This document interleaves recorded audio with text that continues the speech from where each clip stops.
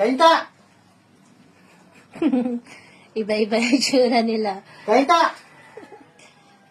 Kainta! Kainta! Kainta!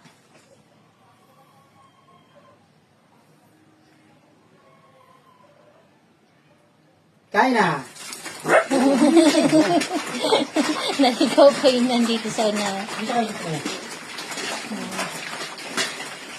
Dito ka para magkakaroon. Tag-isa na kayong plato. Dito na yung plato. Kaya po ang kanilang tanghalian. Ay, nakasali sino yun? Si Sarah pa, nakasalo kay Copper. Sabagay. Tingnan nyo naman po, kahit magkakasali sila, hindi sila nag-aaway-aaway. Yan, ang ulam po nila ay isdang bangus. Ayan po ang kanilang tanghalian.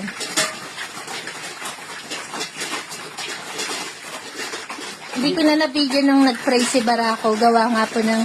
Hindi ko sana ibibidyo, pero natawa lang ako sa itsura ni na Caramel. Ay, ni na Caramel. Ni na Perla. Kasi marunong na po sila ng ng word na kain na. Pagkain tayo naririnig nila, hindi sila nasunggap agad. Ayun. Si Perla sa kasi... Hindi pa, hindi Sorry. Na magkahiwalay.